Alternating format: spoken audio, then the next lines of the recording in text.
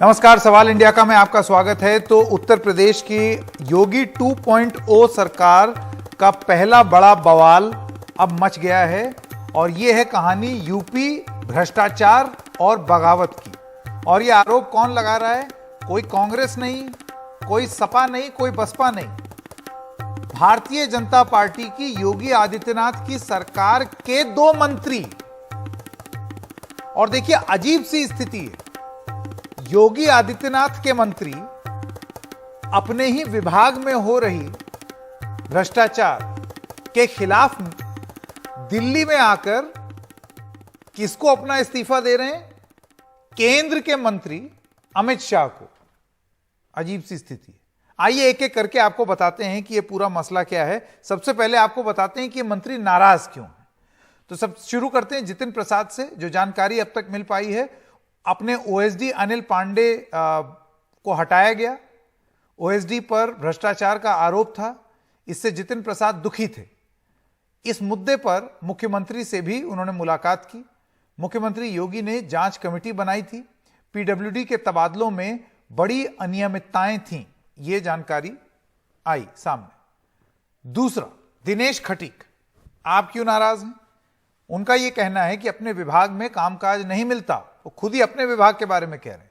मेरे आदेश की अनसुनी हो रही है, अफसर बात ही नहीं सुनते। अनुसूचित जाति का होने के कारण कोई अफसर मेरी बात नहीं सुनता।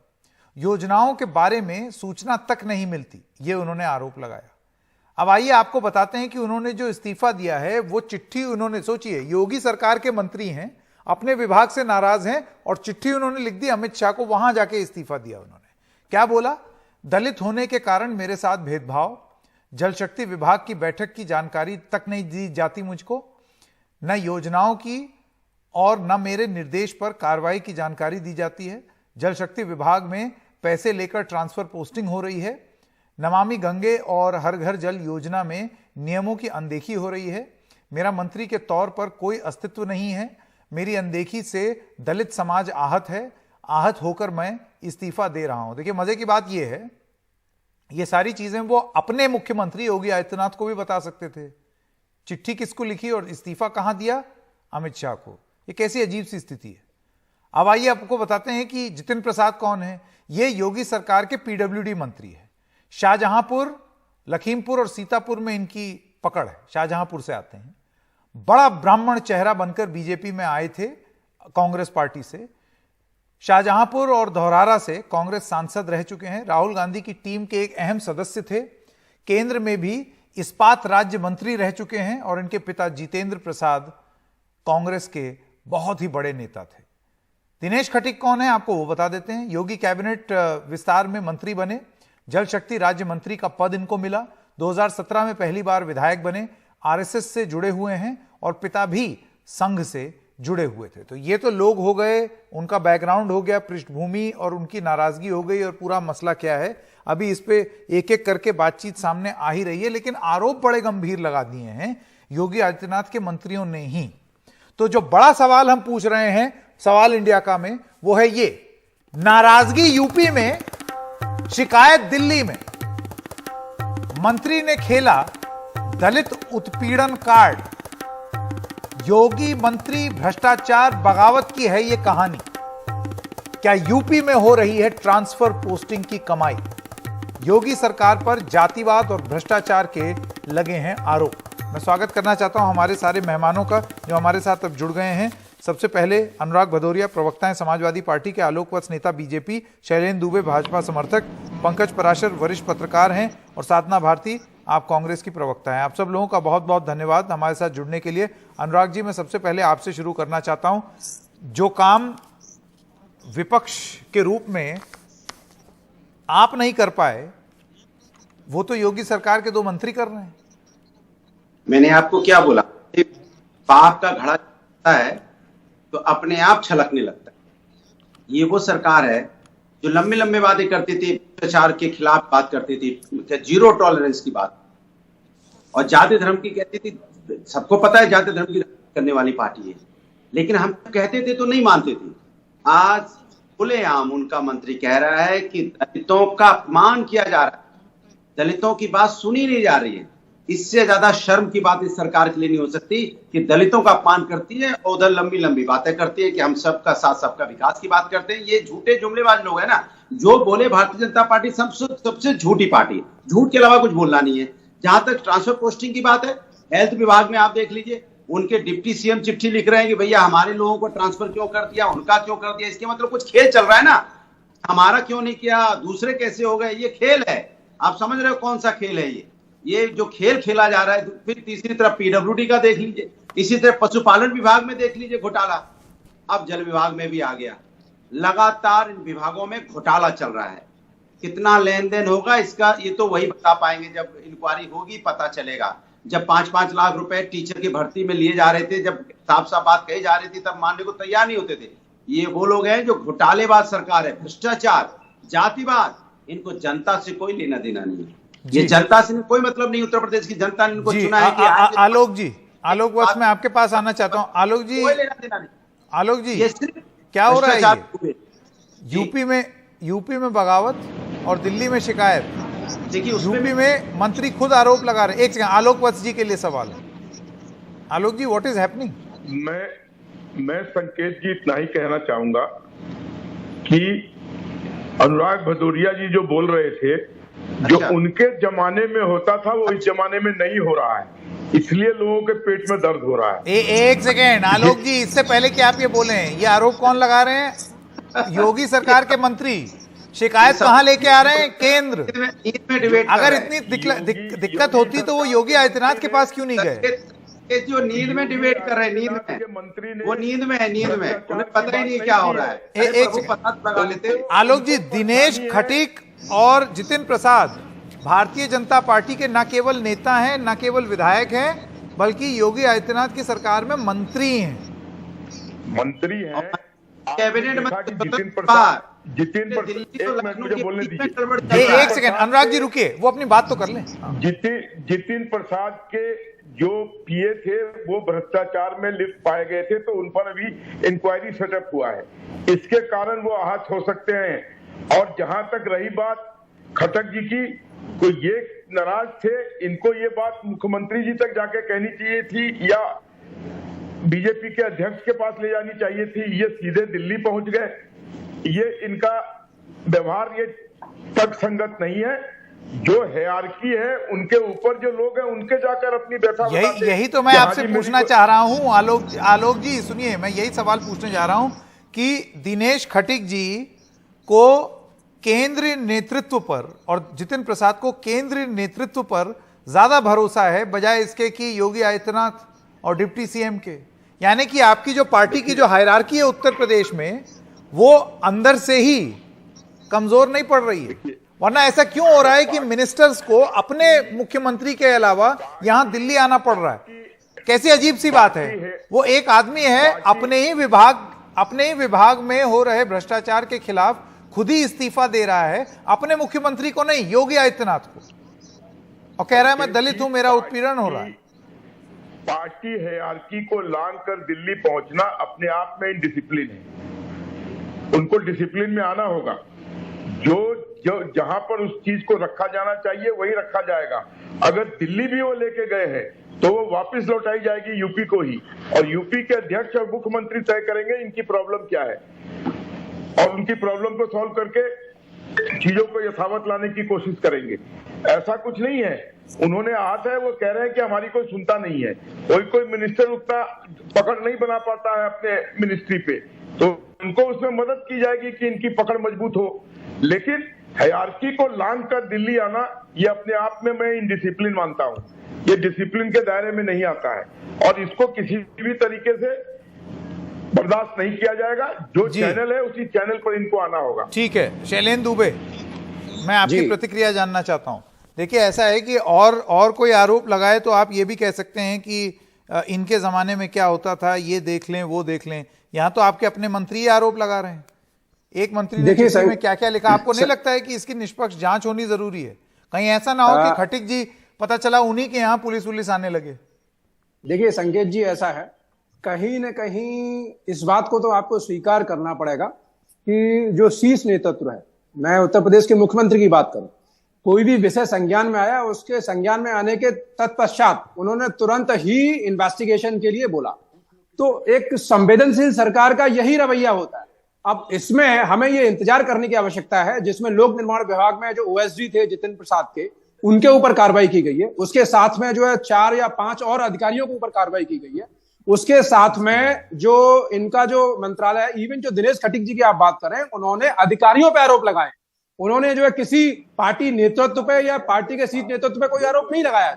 तो यदि मान लीजिए उनकी कोई जेन्युइन कंप्लेंट है तो उसको उन्होंने अमित शाह जी को लिखा जरूर है, और उन्होंने कहीं ना कहीं जो ये बात अपनी चीफ मिनिस्टर को जो कहनी चाहिए थी वो अमित शाह जी को लिखा है। और ये मीडिया सूत्रों से ये बात आ रही है कि उन्होंने चीफ मिनिस्टर योगी आदित्यनाथ को भी रेजिग्नेशन जो भेजा है। ऐसा नहीं है कि उन्होंने सिर्फ अमित शाह जी को एड्रेस किया है। हेलो, लखनऊ में, दिल्ली लखनऊ हाँ, तो में मेरा कहने का मतलब ये है कि हमें इस विषय पर इंतजार करने की आवश्यकता है, बजाय इसके कि अभी हम तुरंत किसी को दोषी जो बना दें, वो उचित नहीं होगा। वो कह रहे हैं हम लेंगे। तो भैया ये बता दीजिए कि किसकी ताकत चलेगी उत्तर प्रदेश के अंदर में?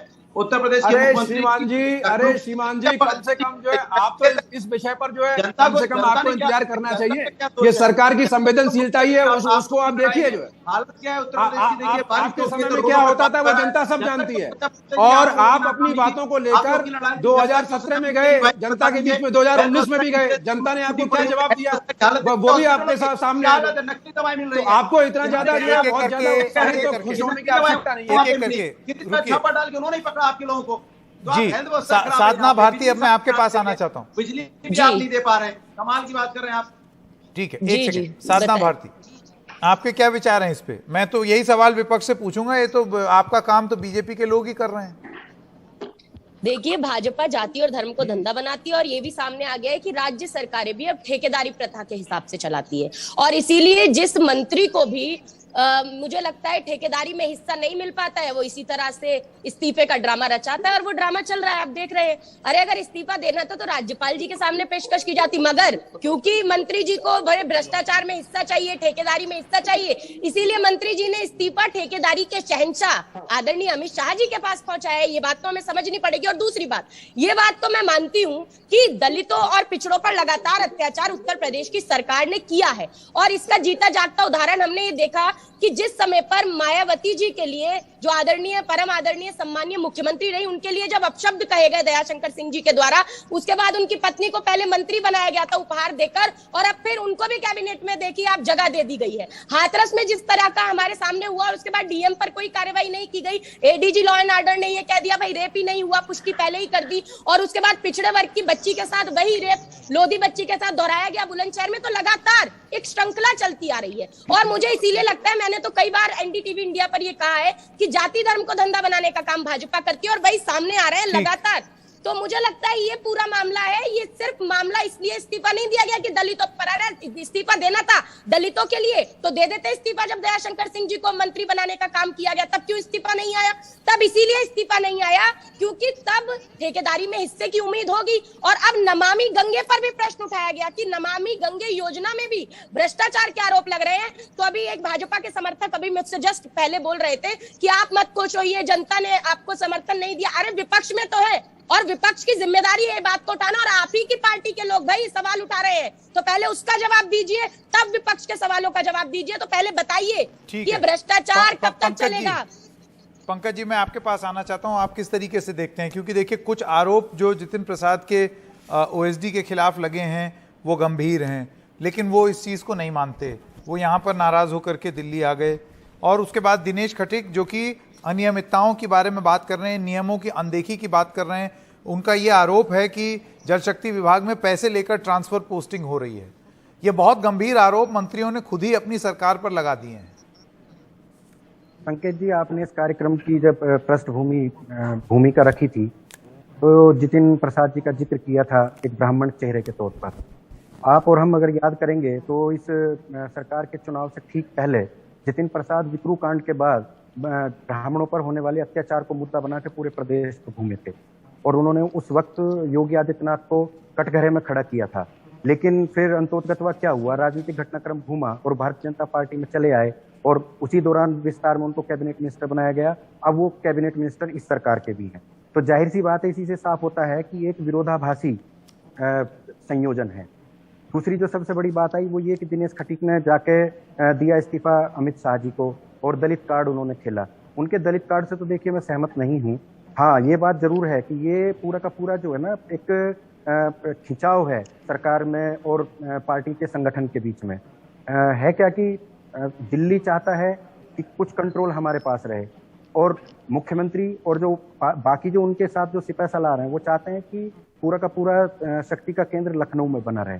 तो दिनेश खटीक वहां गए, क्योंकि जब ये मंत्रिमंडल बना था तो हम सब लोगों ने बातें सुनी थी कि मुख्यमंत्री योगी आदित्यनाथ की पसंद का कोई आदमी मंत्री नहीं बन पाया। सारे जितने लोग लिस्ट फाइनल हुई वो दिल्ली से फाइनल हुई।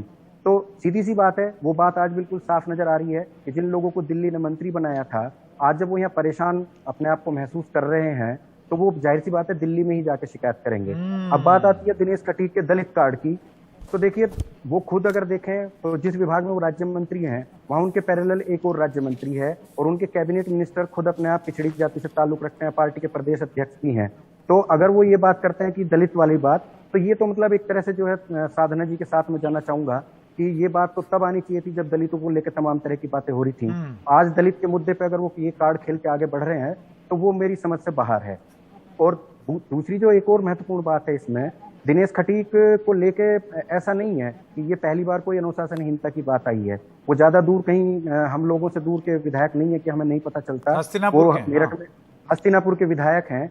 पिछले अगर 2-3 सालों के दौरान उनके रिलेटेड जो इश्यूज अगर आप देखेंगे तो बहुत सारी चीजें उनकी ऑडियो वीडियो वायरल होती रही हैं, जिसमें वो लगातार ब्यूरोक्रेसी के ऊपर, वहाँ के जो ऑफिसर्स हैं, पुलिस ऑफिशियल्स हैं, उनके ऊपर तमाम तरह के उन्होंने दबाव बनाने की प्रयास किए हैं।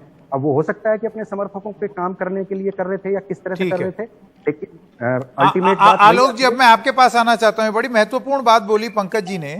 तो क्या हम ये माने कि एक बार फिर भारतीय जनता पार्टी में केंद्र भारतीय जनता पार्टी और राज्य की भारतीय जनता पार्टी, अमित शाह और मोदी की बीजेपी और योगी आदित्यनाथ की बीजेपी में एक बार फिर से कलह शुरू हो गई है कि जो लोग यहां दिल्ली का आशीर्वाद प्राप्त मंत्री बने थे वो अब नाराज होकर के वापस दिल्ली ही जा रहे हैं।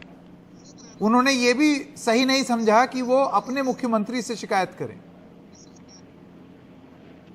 देखिए संकेत जी, ये लोग दिल्ली से कनेक्टेड होके ही पार्टी में आए थे, तो स्वाभाविक है कि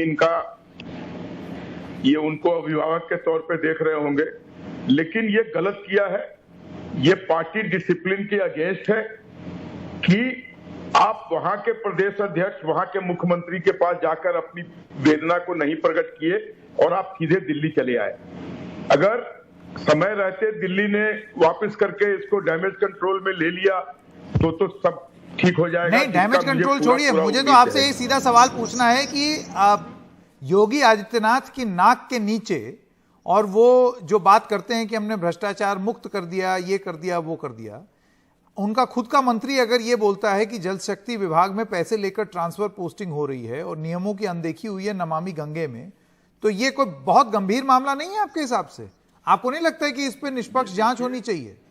ये पता लगाने की कोशिश होनी चाहिए कि कौन थे ये लोग, किसके इशारे पे हो रहा था? अगर जरूरत पड़ी तो इसकी निष्पक्ष जांच। अरे अगर जरूरत, लेकिन आमतौर एक मंत्री इतने खुल के कह रहा है कि ट्रांसफर पोस्टिंग में पैसे लिए जा रहे हैं, भ्रष्टाचार हो रहा है योगी आदित्यनाथ के शासन में, आप कह रहे हैं अगर मंत्री नाराज है, मंत्री आहत है, तो कुछ न कुछ तो बोलेंगे ही। उसमें कितनी सच्चाई है इसको भी तो जांचना होगा। जबकि हमारे यहाँ भ्रष्टाचार नाम की कोई चीज नहीं है। हम कांग्रेसी और समाजवादी लोग नहीं है, हमारे यहाँ भ्रष्टाचार की नाम की चीज ही नहीं है। जवाब देना नहीं, एक सेकंड, अनुराग भदौरिया पहले, उसके बाद पहले अनुराग जी। अनुराग जी, आपको लगता है कि इसमें एक निष्पक्ष जांच होनी चाहिए? मैं ये कह रहा हूं कि उनका कोई भी मोटिव रहा हो, मंत्री जिन्होंने इस्तीफा दिया है, अमित शाह को जाकर के इस्तीफा दिया है, अपने विभाग में उनकी अनदेखी हो रही है, वो कह रहे हैं उसके वजह से दिया है। मैं आपसे ही जानना चाहता हूं, जो वो ट्रांसफर पोस्टिंग की बात कह रहे हैं, तो क्या इस पर जांच नहीं होनी चाहिए? अनुराग जी देखिए, मैं एक चीज बता दूं, ये भारतीय जनता पार्टी है। जैसा आपने देखा, इनसे जब सवाल पूछोगे तो ये समाजवादी पे चले जाते हैं। इनका मतलब ये है कि ये जाति धर्म के मुद्दों में जनता को फंसाए रहते हैं, और जो सरकारी विभाग हैं उसको लूट के खाते रहते हैं। मतलब जनता को फंसाए रहो और सरकारी विभाग को लूटते रहो, यही इनका धंधा है। अब सवाल यह है कि इनकी इंक्वायरी, जब इनके मंत्री अपना इस्तीफा दिल्ली देने जाते हैं तो सोचो लखनऊ और दिल्ली के बीच में दूरी कितनी हो गई है। इतनी दूरी है कि इस्तीफा बगल में नहीं दिया जा सकता, 500 किलोमीटर जाके देते हैं। अब ये दूरी का नतीजा साफ है कि बंदर बांट का नतीजा है। बंदर बांट चल रहा है तभी तो दूरी है ना। हमको लेना है, हमारे आदमी है, ये तुम्हारे आदमी है, तुमको ये। कांग्रेस के रिजिम में होता था, हमारे यहाँ कोई बंदर बांटा घोटाला और स्कैम नहीं होता है। अपना राज्यपाल को जा रहे थे, इनको इनकी प्रॉपर इंक्वायरी अब कराएगा कौन? समस्या ये। हम तो कहते हैं इसकी इंक्वायरी हो और जो लोग इसमें लिप्त पाए गए, चाहे स्वास्थ्य विभाग हो, चाहे पीडब्ल्यूडी विभाग हो, चाहे पशुधन विभाग हो, चाहे जल विभाग हो, इसकी निष्पक्ष इंक्वायरी होनी चाहिए। और सुप्रीम कोर्ट, हाई कोर्ट की जज को आप अपॉइंट कीजिए इंक्वायरी करने के लिए। दूध का दूध पानी का पानी हो जाएगा कि सरकार कितनी भ्रष्ट है। शैलेंद्र जी, मैं आपके पास आना चाहता हूं। इतने गंभीर आरोप अगर एक मंत्री ही लगा रहा है तो आपको नहीं लगता है कि एक निष्पक्ष जांच जो है वो एकदम मिनिमम ये तो होना ही चाहिए? देखिए संकेत जी, जो आपने एक फेयर इन्वेस्टिगेशन की बात की है, तो जिन अधिकारियों का सस्पेंशन किया गया है, जिनके खिलाफ कार्रवाई की गई है, उनको ही उनके विभागीय जो विजिलेंस है और जो डिसिप्लिनरी कमेटी है उसको ऑलरेडी रिकमेंडेशन यूपी गवर्नमेंट ने कर दी है। तो जो आप विषय उठा रहे हैं वो उसको ऑलरेडी एग्जीक्यूशन हो चुका है। अब देखने वाली बात यह है कि ये इन्वेस्टिगेशन का मामला, देखिए अभी आप हो सकता है पॉलिटिकल स्कोर करने के लिए हमारे जो विपक्ष के साथी हैं वो कोई भी मतलब अपनी बात रख सकते हैं, 1 दिन के लिए, 2 दिन के लिए। लेकिन अगर मान लीजिए जांच होने के बाद वो चीजें जब क्लियर साफ निकल के आती हैं, जो ये क्लेम कर रहे हैं उसके मुताबिक नहीं होता है, तब क्या होगा? तो मेरा कहना यह है कि कोई भी गवर्नमेंट है, इतना बड़ा प्रदेश है, उसमें जो है आपको इन्वेस्टिगेशन इज गोइंग ऑन, आपको इंतजार करने की आवश्यकता है। अगर महोदय खुद लिख रहे हैं कि यहाँ भ्रष्टाचार बढ़ गया है, मंत्री महोदय, अरे तो वो अधिकारियों के खिलाफ लिख रहे हैं, वो किसी जो है वो मुख्यमंत्री के खिलाफ नहीं लिख रहे हैं जो, या किसी मिनिस्टर के खिलाफ नहीं लिख रहे हैं, जो अधिकारियों के खिलाफ लिख रहे हैं। अब उत्तर प्रदेश इतना बड़ा सूबा है, जाहिर सी बात है इतने बड़ी संख्या में अधिकारी हैं, तो अगर किसी स्तर पर अगर ये चीज सामने आ रही है, तो अगर मान लीजिए यानी मुख्यमंत्री और मंत्री जी के बीच में या तो कम्युनिकेशन गैप है और आपके मंत्री ये एक सवाल, साधना जी एक सेकंड, मैं आप दोनों को रोकना चाहता हूं। साधना जी ने एक बात कही है, क्या बोला आपने? मुख्यमंत्री और मंत्रियों के बीच में, या तो मुख्यमंत्री जी और मंत्री साहब के बीच कम्युनिकेशन गैप है, इसीलिए तो मंत्री जी राज्यपाल जी को भी इस्तीफा नहीं दे रहे हैं, मुख्यमंत्री जी से भी बात नहीं कर रहे हैं। ये भी तो हो सकता है कि ये स्टंट हो। मैं इसको रेस्पॉन्ड एक ऐसी जगह इस्तीफा दो जहां उसके कोई मायने ही नहीं है। नहीं, मैं बिल्कुल, मैं तो ये नहीं, सीधी बात है, राज्यपाल जी को इस्तीफा इसीलिए नहीं पहुंचाया जाता है क्योंकि मंत्री जो है वो ट्रांसफर पोस्टिंग में भैया हिस्सा चाहता है और इसीलिए वो सीधा इस्तीफा जाकर पेशकश रखता है अमित शाह जी के सामने। मैं एक बात अंतिम में ये कहना चाहूंगी आदरणीय संकेत जी, अभी क्योंकि ये आलोक जी ने कुछ बात भ्रष्टाचार पर कही, तो भ्रष्टाचार पर भाजपा बात मत किया करे, क्योंकि मैं यही कहूंगी कि बंगारू लक्ष्मण जी याद आ जाते हैं, जो कि आरोपी से अपराधी सिद्ध हुए, रक्षा सौदों में दलाली खाई और फिर तिहाड़ जेल पहुंचाए गए। दिलीप सिंह जूदेव जी कहते थे पैसा खुदा तो नहीं, पर खुदा की कसम मौजूदा इंटरिम अध्यक्ष जो है वो लोग बेल पर है और वो उनके खिलाफ इतने सीरियस करप्शन के चार्जेस हैं। आप किस तरह की एक एक करके ऐसे बहस नहीं होगी, ऐसे बहस नहीं होगी, एक एक करके। आलोक जी इस तरीके से नहीं, आलोक जी और दुबे जी इस तरीके से बहस नहीं हो सकती। एक वक्त में एक आदमी बोलेगा, मेरी गुजारिश। मैंने किसी के बीच में नहीं, मैं राइट टू रिप्लाई आपको दूंगा। आलोक जी आप अपनी बात कह दीजिएगा, अभी रुक जाइए, अभी मैं सीधे पूछ, साधना भारती अपनी बात खत्म करें। जी मैं सीधे पूछ रही हूँ कि भ्रष्टाचार में जब लिप्त पाए जाते हैं बंगारू लक्ष्मण जी, आरोपी से अपराधी सिद्ध कोर्ट के द्वारा हुए ना भाई, तो आप कैसे कह सकते हैं कि हम तो भ्रष्टाचार मुक्त हैं? और दिलीप सिंह जूदेव जी क्या कहते थे कि पैसा खुदा तो नहीं, पर खुदा की कसम खुदा से कम भी नहीं। तो ऐसी विचारधारा रखने वाली भारतीय जनता पार्टी आज भ्रष्टाचार पर प्रवचन हमें ना दे और आरोपी और अपराधी में अंतर मालूम होना चाहिए भाई साहब। और आपके मंत्री बता रहे हैं, बताइए नमामि गंगे में क्या हुआ, और ये बताइए कि एक तरफ उत्तर प्रदेश में हाल है, दूसरी तरफ सुनिए आप भाजपा के प्रतिनिधि। अंतिम में एक सवाल, मध्य प्रदेश के अंदर एक सुदामा बाई लोधी जी, बुजुर्ग महिला, पुलिस वालों ने 1400 की आबादी वाले गांव में अधिकतर लोगों को पीटा, दरवाजे तोड़ दिए गए, उसके बाद मौत हुई सुदामा बाई लोधी जी की। कौन इंसाफ दिलाएगा? आपसे सवाल पूछो तो आप क्या कहते हैं, आप तो विपक्ष आप पूछिए मत, विपक्ष आप पूछ रहे हैं जवाब दीजिए। बिना आप ये बहस जारी रखते हैं। आलोक वत्स आपका राइट टू रिप्लाई और उसके बाद प्रशांत जी के पास, पंकज जी के पास वापस जाएंगे। आलोक जी आपका जवाब। मैंने यही कहा कम्युनिकेशन गैप हो गया क्या मंत्री और योगी आदित्यनाथ में? 4,82 अरब डॉलर का जिसने घोटाला कर रखा हो, एक फेरहिस्त है घोटालों की। एक भी कांग्रेस का नेता जो बड़ा नेता है वो बेल के बगैर बाहर नहीं है, सब बेल पे हैं, चाहे सोनिया गांधी हो, राहुल गांधी हो। आलोक जी एक सेकंड, शाह जी तो तड़ी पार रहे हैं हमारे देश के। एक सेकंड, नहीं देखिए यहाँ पर रोकना इसलिए पड़ेगा क्योंकि अगर हम इस तरीके से पॉइंट आउट करने लगे तो गड़बड़ हो जाएगी, हम लोग विषय से भटक जाएंगे। मैं यहाँ वापस आना चाहता हूँ आलोक जी, आपसे दोबारा वो सवाल पूछना चाहता हूँ। रुकिए रुक जाइए, नहीं ये रुक जाइए, मैंने यहाँ रोक दिया ना, एक सेकंड। ये चीखा चिल्ली नहीं होगी डिबेट पर, सिर्फ आलोक वत्स जी, सिर्फ आलोक वत्स और कोई नहीं। इस तरीके से चीखा चिल्ली करके बहस नहीं हो सकती, एनडीटीवी पे हम लोग ये नहीं कर सकते। आप पूछिए, ये स्वभाव और चैनलों का होगा, यहाँ हम नहीं कर सकते। अनुराग भदौरिया, इससे पहले मैं आपके पास आऊं, आलोक वत्स जी, सवाल एकदम पॉइंटेड है और आप सिर्फ और सिर्फ उसका जवाब दीजिए कि क्या इससे यह साबित नहीं होता कि योगी आदित्यनाथ की उनके अपने ही मंत्रियों से एक कम्युनिकेशन गैप हो गया है? देखिए, कम्युनिकेशन गैप नहीं है, ये सीधा सीधा इनडिसिप्लिन का मामला है कि आप पार्टी फोरम पे नहीं जाके प्रदेश के और आप सीधा दिल्ली पहुंच गए। मेरी नजर में ये इनडिसिप्लिन का मामला है। लेकिन जो बात कह रहे हैं वो जिस तरीके से नहीं, लेकिन जो बात कह रहे हैं, सपोज अगर उनको अपनी सरकार की आलोचना करनी है कह रहे हैं उसके तो वो अपने पार्टी फोरम में ही तो गए हैं। अमित शाह कोई कांग्रेस के नेता थोड़ी हैं।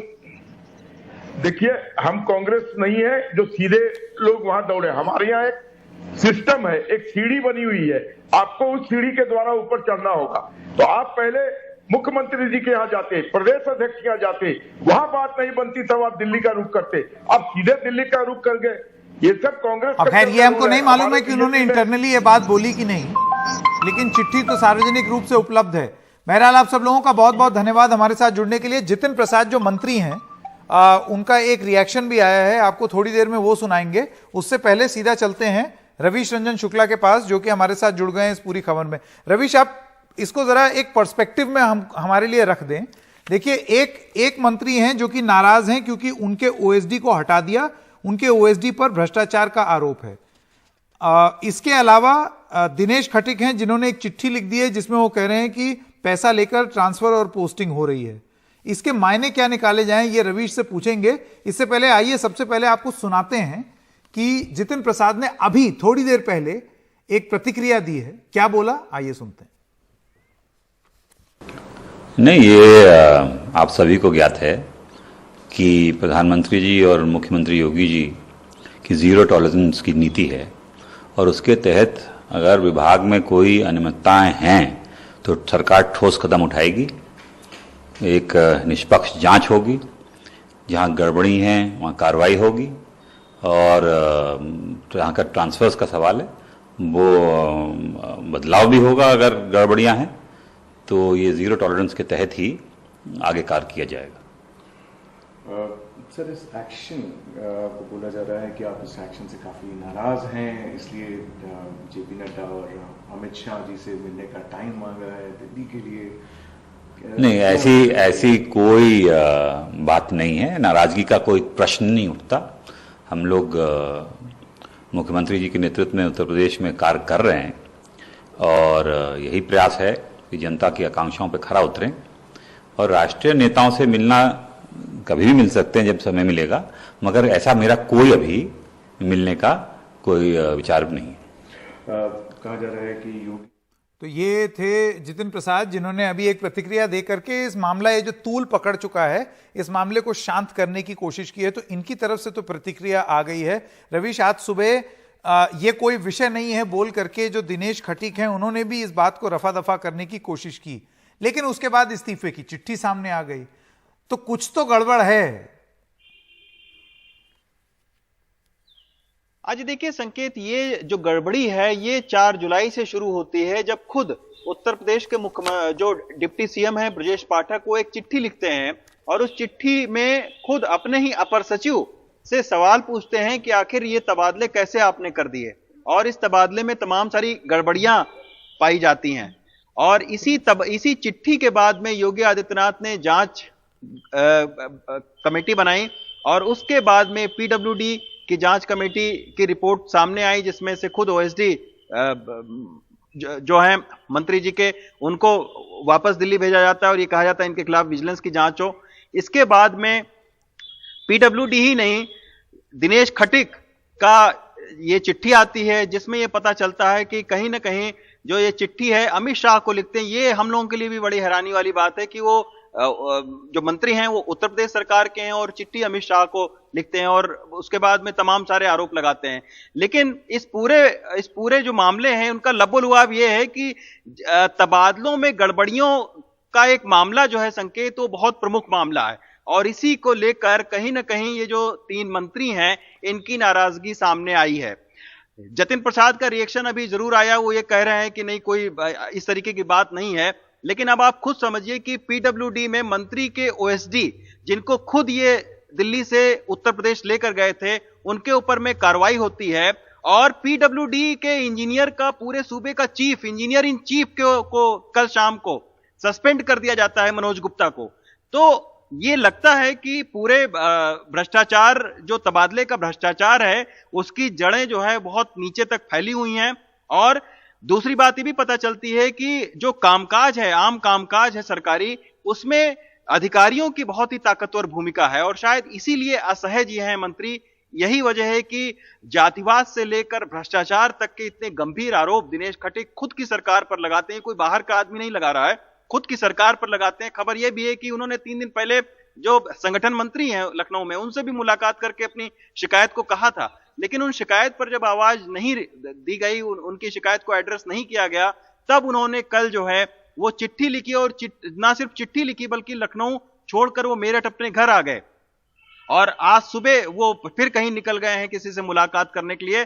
आज सुबह जैसा सौरभ बता रहे थे कि अब उनसे मेल मिलाप की भी संभावनाएं बनाई जा रही हैं, उनको फोन किया जा रहा है, मनाने की कोशिश की जा रही है, लेकिन निश्चित तौर पर एक ही दिन इस तरीके से उनका मेरठ होना, जतिन प्रसाद का दिल्ली होना, खुद 4 तारीख को डिप्टी सीएम का चिट्ठी लिखना, ये सारे एक सीरीज ऑफ इवेंट हैं जो कि चले आ रहे हैं और इसकी जो परिणित है वो आप देख सकते हैं कि दिनेश खटीक की जो चिट्ठी है, जो जिसमें बहुत गंभीर आरोप लगे हैं, वो ये है। अब देखना ये है कि कैसे दिल्ली का जो बीजेपी का शीर्ष नेतृत्व है वो योगी आदित्यनाथ से इस मुद्दे पर बात करके और आपस में तालमेल बैठाने की कोशिश करता है। ये एक देखने वाली बात होगी। तो गड़बड़ हुई है, गड़बड़ साफ दिख रही है, आरोप बहुत गंभीर हैं और अब डैमेज कंट्रोल और क्राइसिस कंट्रोल के लिए दिल्ली की केंद्र नेतृत्व जो है भारतीय जनता पार्टी की, वो मैदान में उतरेगी। लेकिन एक बार फिर ठीक 2021 की तरह, याद कीजिए पिछले साल किस तरीके से यूपी की योगी सरकार बनाम